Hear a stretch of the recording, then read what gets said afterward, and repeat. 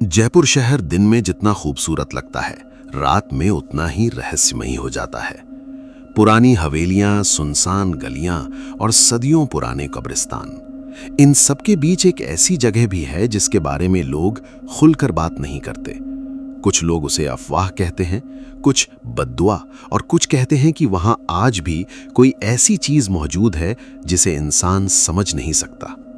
ये कहानी है जयपुर की पुरानी ईदगाह के पीछे वाले इलाके की, जहां रात के बाद अजीब आवाजें सुनाई देती हैं।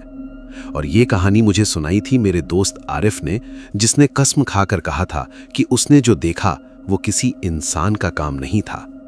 साल 2018 की बात है। बारिश का मौसम चल रहा था।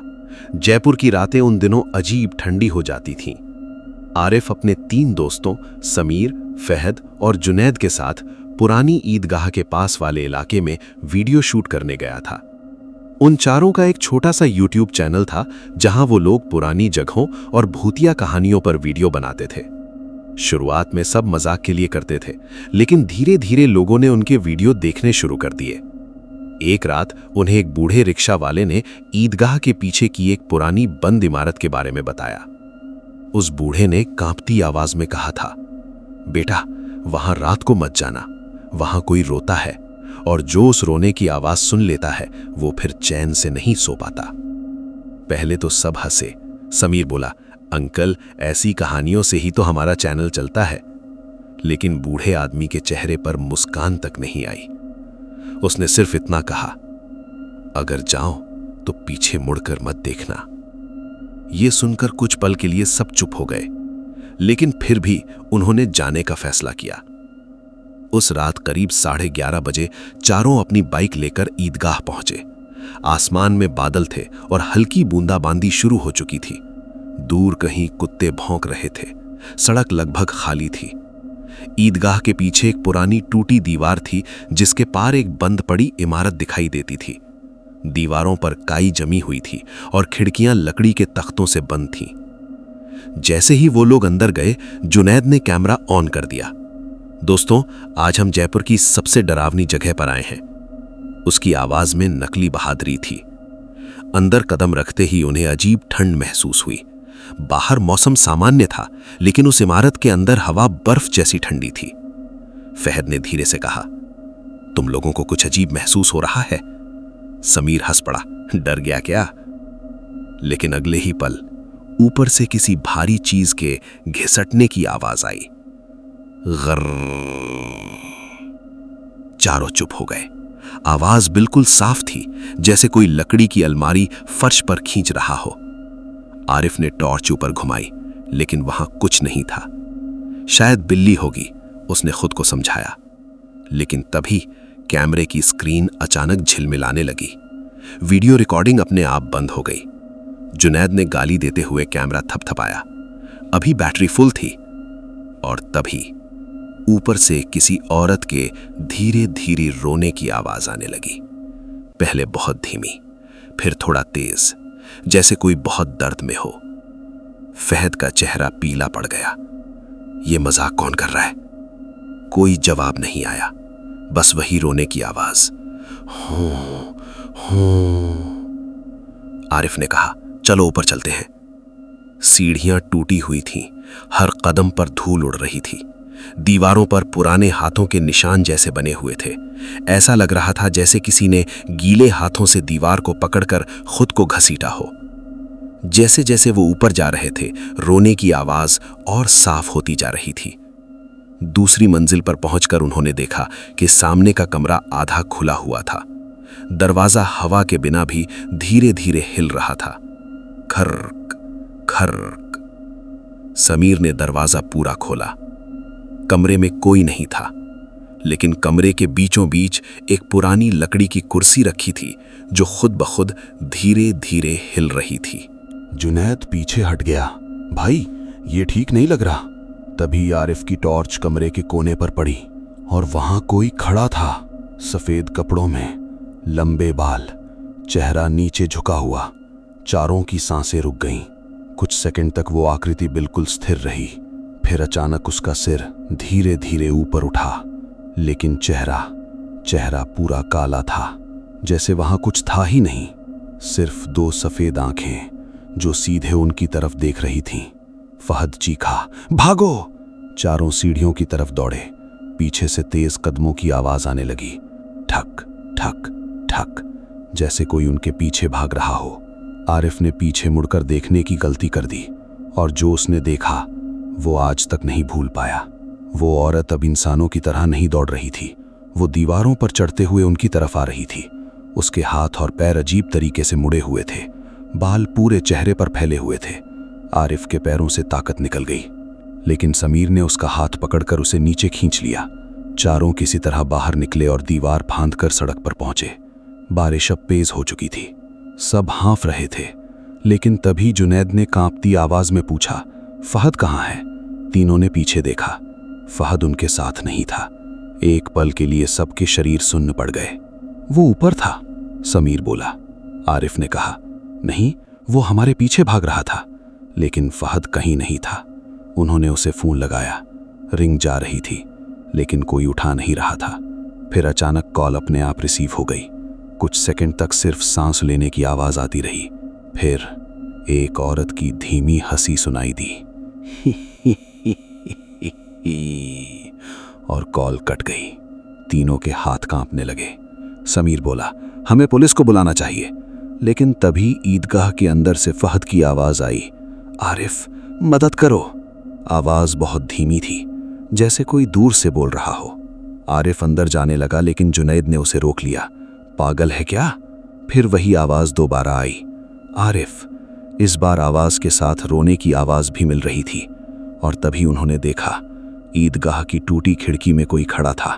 बारिश और अंधेरे के बीच सिर्फ उसका सफेद चेहरा दिखाई दे रहा था, लेकिन वो फहद नहीं था।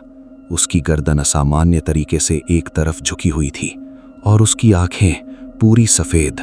समीर ने बाइक स्टार्ट की और चिल्लाया, बैठो! तीनों वहां से भाग निकले। उस रात कोई नहीं सो पाया। सुबह पुलिस के साथ वो लोग वापस गए। पूरी इमारत खाली थी। फहद का कहीं कोई निशान नहीं मिला। सिर्फ दूसरी मंजिल वाले कमरे में उसकी टूटी हुई घड़ी पड़ी थी और दीवार पर उंगलियों से लिखा हुआ एक शब्द, मत देखो। पुलिस ने मामला गुमशुदगी का मान लिया, लेकिन असली डर उसके बाद शुरू हुआ। उस घटना के बाद आरिफ को हर रात वही रोने की आवाज सुनाई देने लगी। पहले उसे लगा कि वो सदमे में है, लेकिन एक रात उसने अपने कमरे की खिड़की पर किसी को खड़ा देखा। तीसरी मंजिल की खिड़की के बाहर बारिश हो रही थी और बाहर वही सफेद कपड़ों वाली औरत खड़ी थी।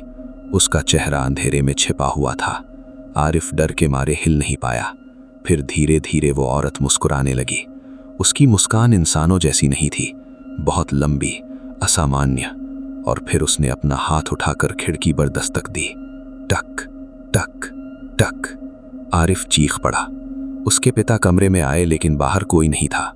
अगले दिन से आरिफ की हालत बिगड़ने लगी।